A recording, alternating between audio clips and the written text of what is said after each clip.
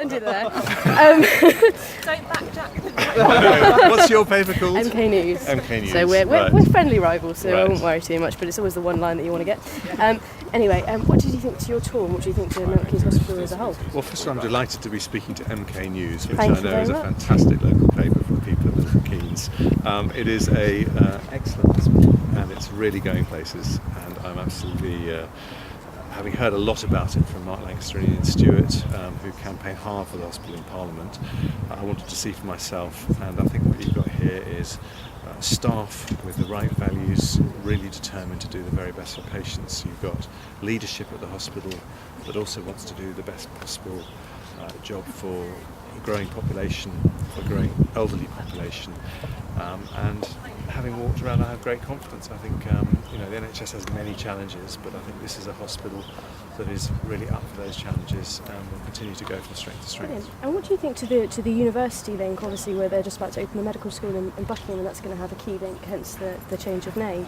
What do you think to that? Do you think that's a good thing for the future, obviously, of hospitals? Well, I think it is a very, very exciting step, particularly for the patients who use the hospital, because the more links you have with academic centres, the more involved patients can be in research projects, and people who have terminal conditions, very complex illnesses, being involved in research is something that they find very exciting, can give them hope. Obviously, you don't know what's going to happen, but I think everyone feels that if they have an illness, they'd like to contribute to human knowledge to perhaps help other people who have that illness in the future. So I think it's a really exciting step.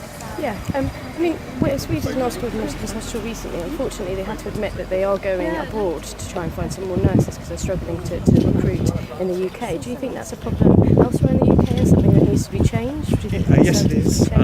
We have a great demand for a great need for extra doctors and nurses, and obviously in the long run we'd like as many of them as possible to be homegrown.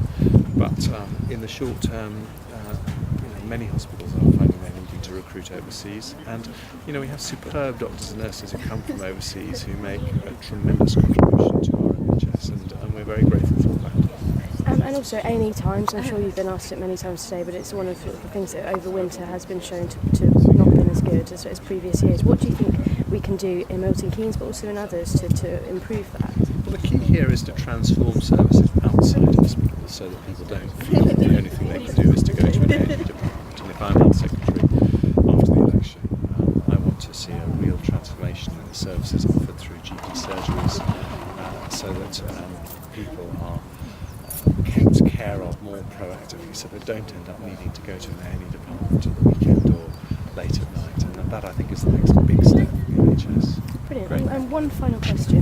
Milton Keynes Hospital, we've done lots of articles about the potential of it expanding. Obviously, we're growing as a city.